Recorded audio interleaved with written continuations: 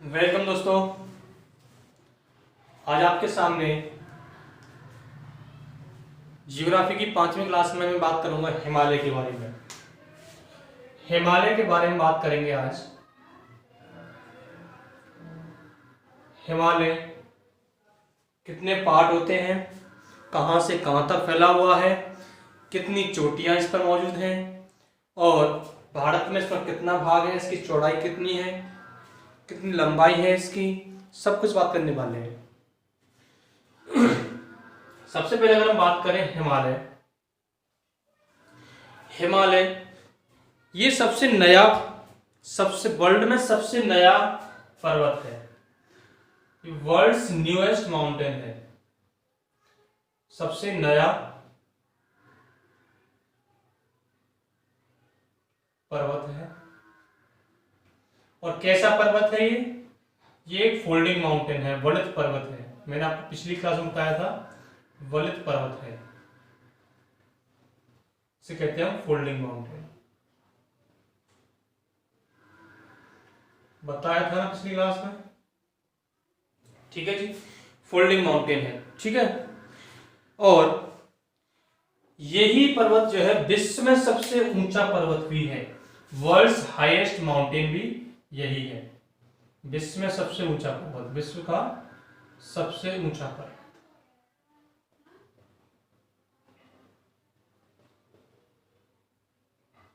विश्व का सबसे ऊंचा पर्वत भी कौन सा है? हिमालय, ठीक है जी। और इसकी सबसे ऊंची चोटी कौन सी है? सबसे ऊंची चोटी इसकी है, विश्व में सबसे इसकी ऊंची चोटी जो है वो है माउंट एवरेस्ट। क्या है? माउंट एवरेस्ट सबसे ऊंची चोटी है, सबसे ऊंची चोटी है। ये कुछ मेन पॉइंट है इस पर जो दे रखे हैं, ठीक है। अब बात करते हैं कि जो हिमालय है, हिमालय पहले मैप पे बनाते हैं, उसके बाद आपको बताएंगे सब कुछ, ये कहां से कहां तक फैला हुआ है, कैसे इसका निर्माण है, सब कुछ बताएंगे, ठीक है। तो कितनी थ्योरी बनती हैं वो सब कुछ तो जरा देखिएगा।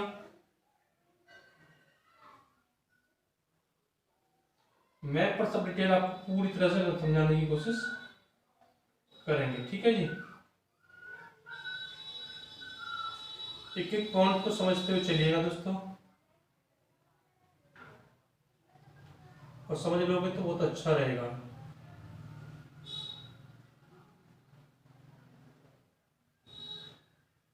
कहां से कहां तक फैला हुआ है सब बात डिटेल में बात करेंगे आज हम इस पर। थोड़ा कम जगह दिखाई दे रही है इधर साइड में, इधर बना लेते हैं इस साइड, पूरी तरह से डिटेल में बात करेंगे इसके बारे में आज।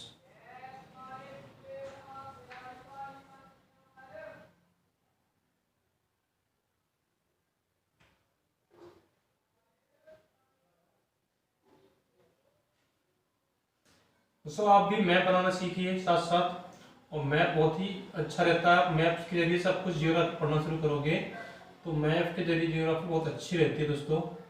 उससे आपको ज़्यादा ध्यान देने की आवश्यकता नहीं पड़ती है, जल्दी आप लोग सीख जाते हो, सब कुछ जल्दी से समझ में आ जाता है जियोग्राफी विद मैप पढ़ोगे तो।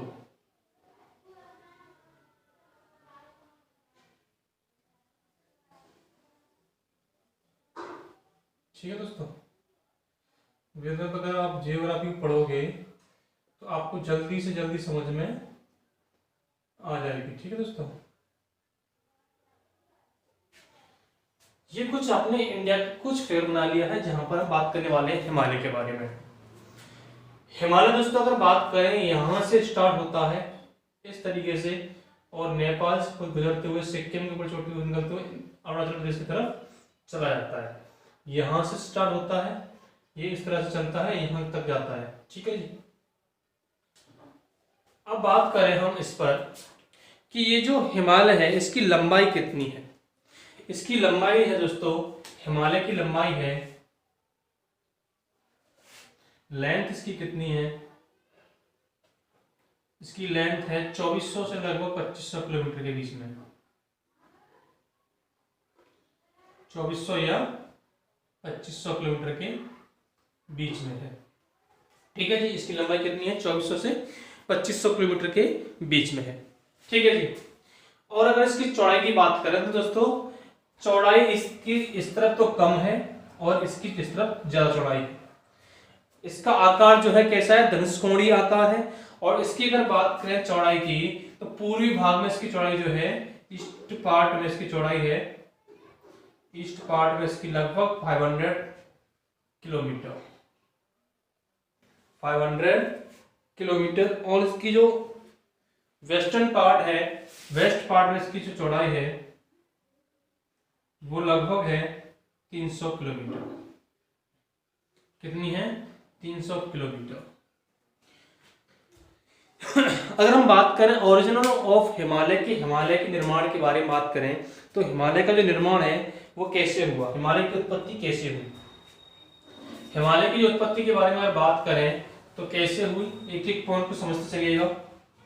Origin of Himalaya, origin of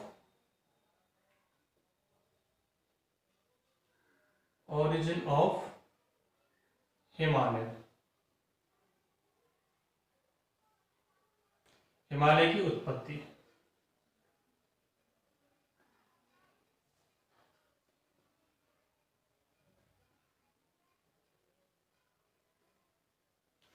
तो इसकी उत्पत्ति को अगर बात करें दोस्तों, इस पर दो थ्योरी बनाई जा चुकी है अभी तक।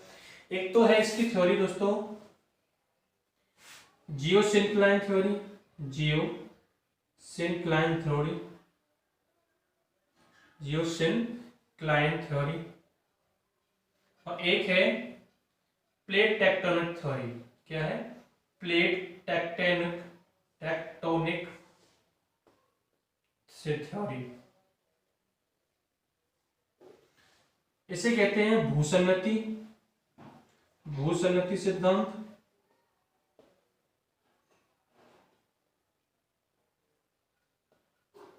इसे कहते हैं प्लेट विवर्तनिकी सिद्धांत, प्लेट विवर्तनिकी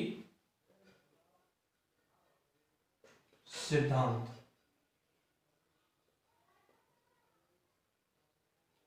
ठीक है दोस्तों। अगर हम प्लेट टेक्टोनिक थ्योरी की बात करें तो हम इसके बारे में जिक्र कर चुके हैं। ठीक है दोस्तों। ये थ्योरी जो किसने दी थी, इस थ्योरी को देने वाले कौन थे? हैरी हैस। इस थ्योरी को किसने दिया था? गिवन बाय हैरी हैस। किसने दिया था? हैरी हैस।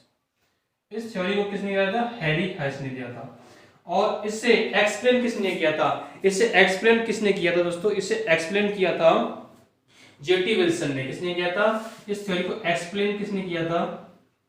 इस थ्योरी को एक्सप्लेन किया था जेटी विल्सन ने। किसने किया था? जेटी विल्सन ने इसे एक्सप्लेन किया था। ठीक है दोस्तों। और अगर बात करें इसमें प्लेट वर्ड किसके द्वारा दिया गया था? प्लेट वर्ड किसके द्वारा दिया गया था? प्लेट वर्ड दिया गया था जेटी विल्सन के द्वारा। प्लेट वर्ड दिया गया था जेटी विल्सन के द्वारा। और एक्सप्लेन किया गया था, इसे एक्सप्लेन किया गया था मॉर्गन के द्वारा। ठीक है। क्या क्वेश्चन निकलेंगे यहां से कि प्लेट विवर्तनी की सिद्धांत देने वाला व्यक्ति कौन था? हैरी हैस। कौन था? हैरी हैस। इसे एक्सप्लेन करने वाला व्यक्ति कौन था? मॉर्गन था। प्लेट वर्ड देने वाला व्यक्ति कौन था? प्लेट वर्ड देने वाला व्यक्ति कौन था? प्लेट वर्ड देने वाला जेटी विल्सन था। ठीक है जी। अब इसमें ये प्लेट वर्ड तो दे दिया, लेकिन ये इसका हिमालय किन किन प्लेटों से मिलकर बना है? तो मैंने आपको पिछली वीडियो में बताया था कि ये एक तो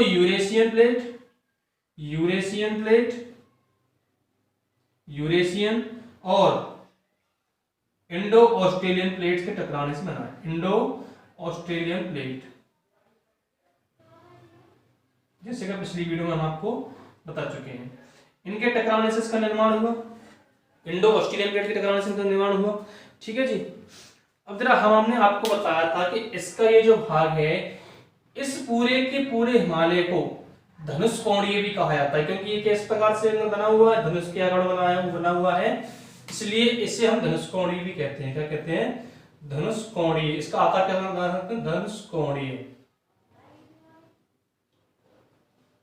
इसका आकार क्या कह सकते हैं, धनुष कोणी आकार भी इसका कह सकते हैं। ठीक है दोस्तों, धनुष कोणी इसका आकार कह सकते हैं। ठीक है, और इसके पूर्वी भाग में इसकी ऊंचाई भी ज्यादा है। यहां से लेके यहां तक इसकी ऊंचाई ज्यादा है। ऊंचाई ज्यादा के होने के कारण इसके पूर्वी भाग में ही, ऊंचाई ज्यादा होने के कारण इसके पूर्वी भाग में ही क्या वर्षा ज्यादा होती है। वर्षा ज्यादा होती है तो यहाँ की जैव विविधता, बायोडायवर्सिटी भी कैसी होगी, ज्यादा होगी। बायोडायवर्सिटी ज्यादा होगी तो यहाँ पर क्या पाए जाएंगे, वनों की मात्रा भी ज्यादा पाई जाएगी। ठीक है दोस्तों, वर्षा ज्यादा होगी तो वनों की मात्रा भी कैसी होगी, यहाँ पे ज्यादा होगी, और बायोडायवर्सिटी भी अच्छी पाई जाएगी। ठीक है दोस्तों, ये तो रहा आपके लिए कुछ। अब इस पर बात करते हैं कुछ मेन पॉइंट्स के बारे में जो आपके लिए बात में आएंगी। अगर इसकी बात करें, हम भूषण सिद्धांत के बारे में बात करें तो भूषण सिद्धांत दिया था अल्फ्रेड वेगनर ने दिया था। किसने दिया था, अल्फ्रेड वेगनर ने दिया था भूषण सिद्धांत। और ये जो है ना भूषण सिद्धांत, आप लोगों को मैं बता दूं, पेंजिया इस प्रकार से पृथ्वी जो थी, यहाँ पर हमारा पृथ्वी के बीच में सबसे पहले जो हमारे जो कॉन्टिनेंट थे वो अलग नहीं हुए थे ना, उससे पहले कॉन्टिनेंट इस प्रकार से थे, कुछ इस प्रकार से बने हुए थे। तो ये जो बीच में था ना ये वाला, इस वाले बीच वाले भाग को कहा जाता था, इस वाले बीच वाले भाग को कहा जाता था तैथिस सागर। क्या कहा जाता था, तैथिस सागर। इसे क्या कहा जाता था, तैथिस सागर कहा जाता था, तैथिस सागर। तो इस वाली थ्योरी के अनुसार जो हमारे हिमालय का निर्माण है इस तैथिस सागर की वजह से हुआ, तैथिस सागर से हुआ। मतलब क्यों हुआ कि इन वाले क्षेत्रों से आए हुआ अवसादों के जमाव के कारण इसका चट्टानों के रूप में ही ऊपर उठता गया, तो इससे ये हिमालय का निर्माण हुआ। तो ये वाली थ्योरी जो है फेल साबित हुई, इसलिए इस वाली थ्योरी को माना जाता है। ठीक है दोस्तों, अगर हम बात करें हिमालय के विभाजन के बारे में, हिमालय के विभाजन के बारे में अगर बात करें, एक एक पॉइंट लिखते चलना दोस्तों। पेंजिया वाला भाग कौन सा है, ये वाला पेंजिया वाला भाग है, और ये कौन सा भाग है, जलीय भाग है। ठीक है दोस्तों,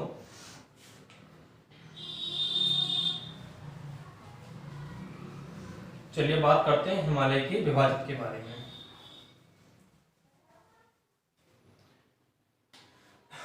division of Himalaya, division of Himalaya, Himalaya का विभाजन।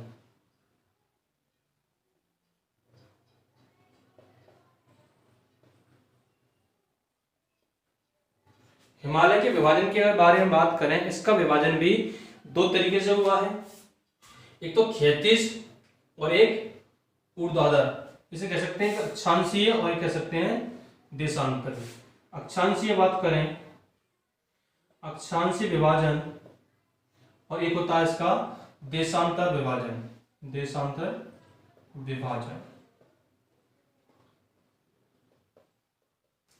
अक्षांशीय जो विभाजन है इसमें हिमालय को तीन भागों में बांटा गया। Number 1 great Himalaya, great Himalaya जिसे कहते हैं महान हिमालय, महान हिमालय। उसके बाद मिडिल हिमालय, मिडिल हिमालय जिसे कहते हैं मध्य हिमालय, मध्य हिमालय। उसके बाद जो तीसरा आता है वो है हमारा शिवालिक, शिवालिक।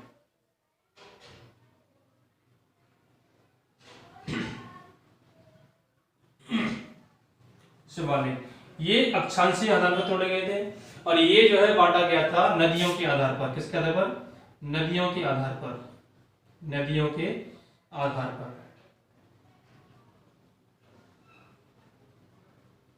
नदियों के आधार पर कौन सा देशांतर विभाजन किया गया था, नदियों के आधार पर, जिसमें कश्मीर हिमालय, कुमायूं हिमालय, नेपाल हिमालय और असम हिमालय बारे में बात करेंगे। इसके बारे में पहले से देख लेते हैं, इसके बारे में बाद में बात करते हैं। अक्षांशीय हिमालय। अक्षांशीय हिमालय में बात करेंगे सबसे पहले ग्रेट हिमालय के बारे में। दोस्तों हेड डालिए ग्रेट हिमालय। एक second,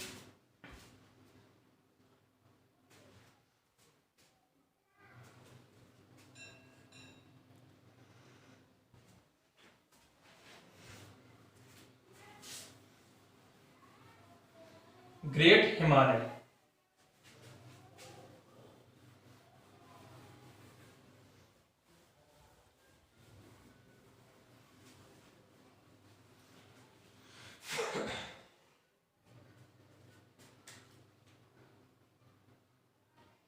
great Himalaya, great Himalaya को कहते हैं महान हिमालय। महान हिमालय, महान हिमालय, ये जो है हिमालय का सबसे ऊपरी पार्ट है। हिमालय का सबसे ऊपरी पार्ट है। हिमालय का सबसे ऊपरी पार्ट है। हिमालय का upper part of Himalaya, upper part of Himalaya. Himalaya का सबसे ऊपरी पार्ट क्या है? ग्रेट हिमालय। ठीक है दोस्तों, अगर इस पर हम बात करें, इसी पर दोस्तों हमारे भारत में नंगा पर्वत इसी पर स्थित है। ठीक है, नंगा पर्वत जम्मू कश्मीर से, ये हिमालय नंगा पर्वत, नंगा पर्वत से, ये हमारे नंगा पर्वत से नामचा बारवा पर्वत तक फैला हुआ है। कहां तक फैला हुआ है? नामचा बारवा पर्वत तक फैला हुआ है। नामचा बारवा, नामचा बारवा पर्वत तक फैला हुआ है। और नंगा पर्वत कहाँ है? ये जम्मू कश्मीर में है। ये कहां पर है? ये अरुणाचल प्रदेश में है। तो कहां तक फैला हुआ है? नामचा, जम्मू, नंगा पर्वत से लेकर के नामचा बारवा पर्वत तक। नंगा पर्वत है कहां? नंगा पर्वत दोस्तों यहां तक है। यहां पर इस जगह पर स्थित है नंगा पर्वत। ठीक है दोस्तों, कहां पर है ये? नंगा पर्वत यहां पर स्थित है। और ये कहां तक फैला हुआ है? अरुणाचल प्रदेश के नामचा बारवा पर्वत तक। यहां पर है नामचा बारवा पर्वत। ठीक है दोस्तों, नामचा बारवा पर्वत तक ये फैला हुआ है। नामचा बारवा पर्वत में नामचा बारवा चोटी बोलते हैं उसे। ठीक है, अगर हम बात करें इसी पर, इसी पार्ट, इस ग्रेट हिमालय पर ही, इसी पर क्या है? इसी पर mount Everest, mount Everest, mount Everest जो चोटी है स्थित है। माउंट एवरेस्ट चोटी स्थित है किस पर? इसी वाले भाग पर, माउंट एवरेस्ट। ये कहां पर स्थित है? ये नेपाल में है। कहां पर है? नेपाल में। नेपाल में कहां पर? इस जगह पर ही स्थित है, नेपाल में। नेपाल में स्थित है, नेपाल में ये स्थित है। तो नेपाल में इसे एक और नाम से जाना जाता है। नेपाल में इसे, नेपाल में सागर माथा बोला जाता है। क्या बोला जाता है? सागर माथा, सागर माथा के नाम से जाना जाता है। ठीक है ना, नेपाल में इसे क्या नाम दिया जाता है? सागर माथा नाम दिया जाता है। क्या नाम दिया जाता है? सागर माथा नाम दिया जाता है। कहां पर? नेपाल में। ठीक है जी दोस्तों, ये अपर पार्ट है हिमालय का। यहां पर एवरी टाइम, यहां पर क्या होती है? एवरी टाइम क्या होती है? इस वाले भाग पर बर्फ जमी रहती है हर समय। एवरी टाइम क्या होती है? एवरी टाइम क्या होती है? बर्फ जमी होती है। क्या होती है? बर्फ जमी हुई होती है, बर्फ जमी रहती है। अपर पार्ट है इसलिए। इसी कारण इसे हिमाद्री भी नाम दिया जाता है। हिमाद्री भी कहा जाता है, हिमाद्री भी कहा जाता है।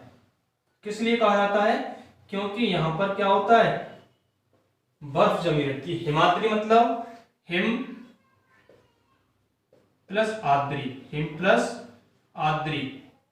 हिम मतलब बर्फ, आद्री में ढका हुआ, बर्फ से ढका हुआ, बर्फ से ढका हुआ भाग है ग्रेट हिमालय। ठीक है जी, इसकी ज्यादा ऊंचाई होने के कारण, इसकी ज्यादा ऊंचाई होने के कारण यहां वनस्पति कम पाई जाती है। क्यों पाई जाती है वनस्पति?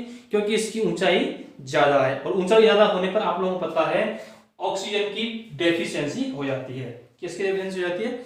ऑक्सीजन की डेफिशिएंसी हो जाती है। और आप लोगों को पता है कि पौधे भोजन बनाने में किसका काम कर किस गैस को लेते हैं, कार्बन डाइऑक्साइड गैस को। और कार्बन डाइऑक्साइड गैस कैसी है, भारी गैस है। और भारी गैस कहां पर मिलती है, जमीन की तरफ पाई जाती है, सतह की तरफ पाई जाती है। सतह की तरफ पाई जाती है तो ये ऊंचाई पहुंच गई तो यहाँ कार्बन डाइऑक्साइड की मात्रा कितनी होगी, कम होगी।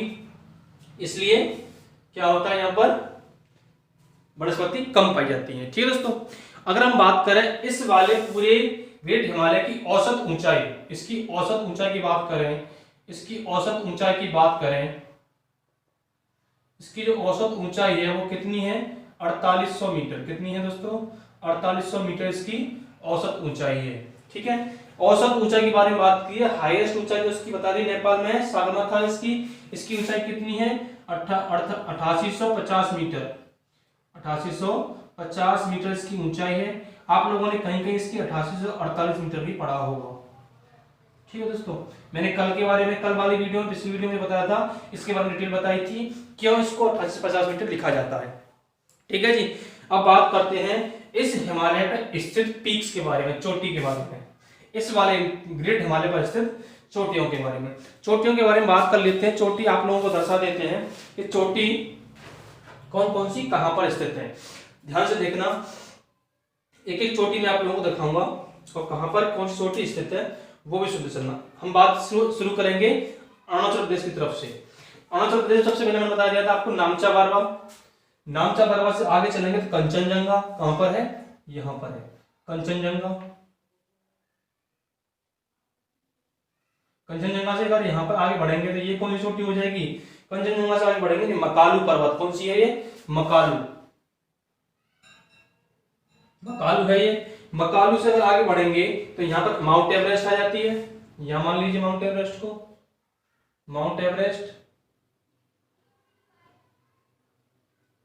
Makalu, mount Everest. Mount Everest से आगे बढ़ेंगे तो बंसालू। कौन सी है यहां पर, बंसालू।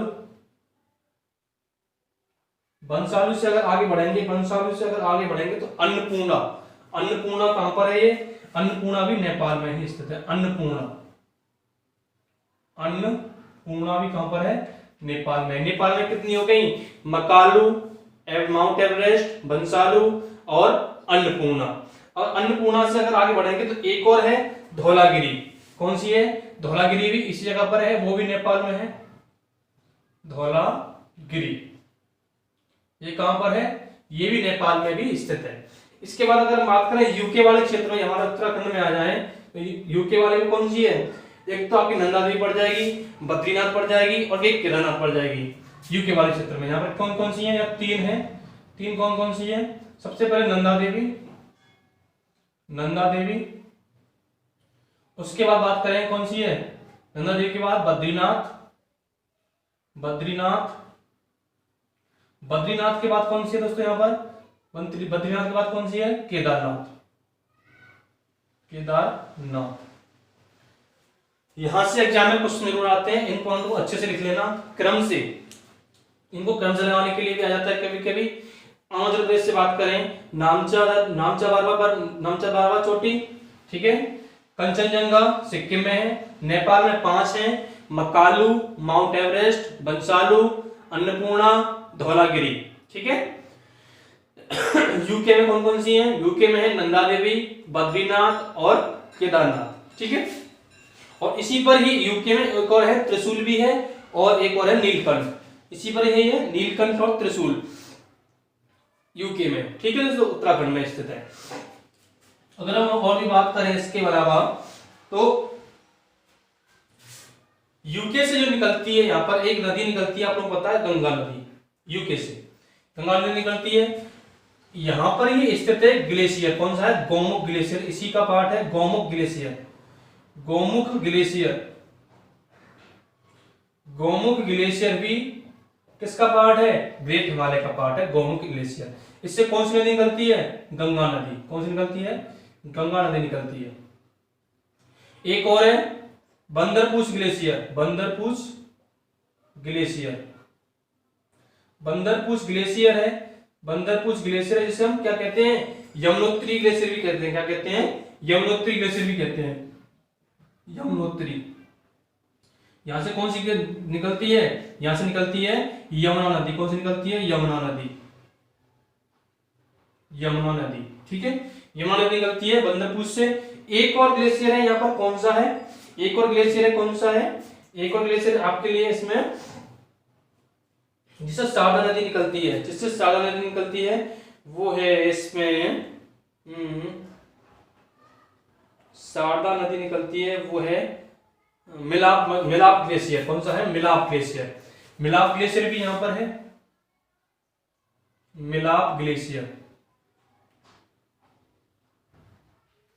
मिलाप या मिलाम कह सकते हैं इसे, मिलान भी कह सकते हैं। मिलाम कब कभी इसे मिलाम भी कहा मिलाम भी कहा गया है इसे कई जगह पर, और इसे मिलाप भी कहा गया है। इससे कौन सी नदी निकलती है, शारदा नदी। शारदा नदी मैंने आपको पिछली वीडियो में बताया था, इसे काली नदी भी कहते हैं। ये नदी यहां से निकलते हुए नेपाल के पश्चिमी भाग में बहते हुए गंगा नदी मिलती है शारदा नदी के नाम से। काला पानी विवाद के नाम पर ये नदी भी शामिल है। ये निकलती कहां से, इंडिया से निकलती है और नेपाल के पश्चिमी बॉर्डर पर बहते हुए गंगा नदी में मिलती है ये, ठीक है दोस्तों। ये आपके बारे में बात हो गई, इसके बारे में सिर्फ और सिर्फ ग्रेट हिमालय के बारे में। ग्रेट हिमालय में कौन सा पार्ट है वो आप लोगों को दिख रहा होगा, कैसे बताया है, क्या बताया है, सब कुछ आपको फिर से रिवाइंड कर देता हूं एक बार में, मिनट में।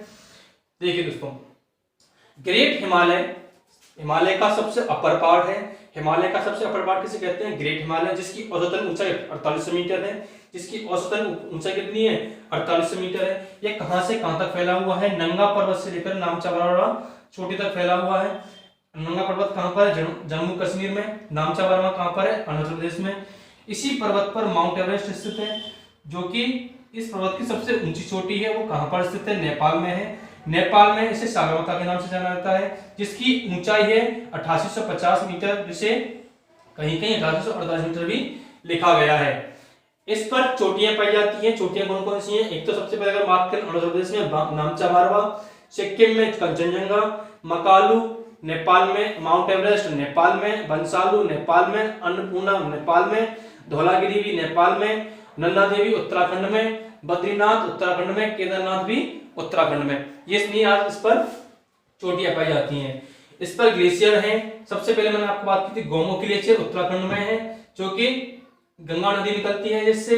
बंदरपुर ग्लेशियर भी इसी पर है, जिससे यमुना नदी निकलती है। और मिलाप ग्लेशियर भी इसी पर स्थित है, जिससे शारदा नदी निकलती है, जिसे काली नदी भी बोला जाता है। कहां पर, नेपाल में। ठीक है दोस्तों, इतना हुआ आपके बारे में। इसके किसके बारे में, ग्रेट हिमालय के बारे में। जल्दी से नोट करिए।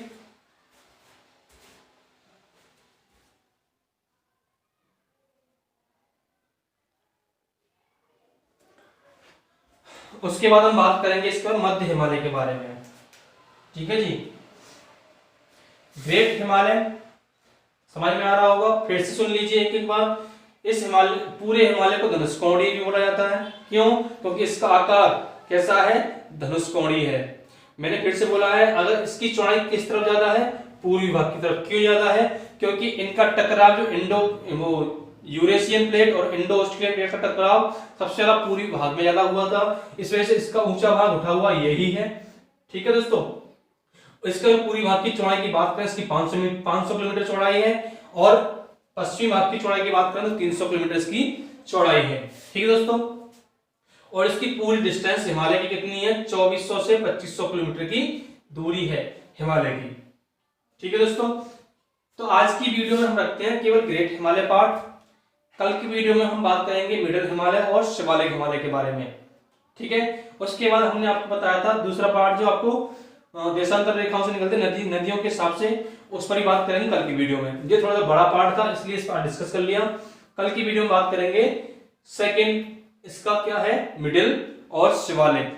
ठीक है, मिडिल और शिवालिक के बारे में बात भी करेंगे। Thank you friends watching this video. Video को लाइक करना, शेयर करना, कमेंट करके बताना आपको ये वीडियो कैसा लगा।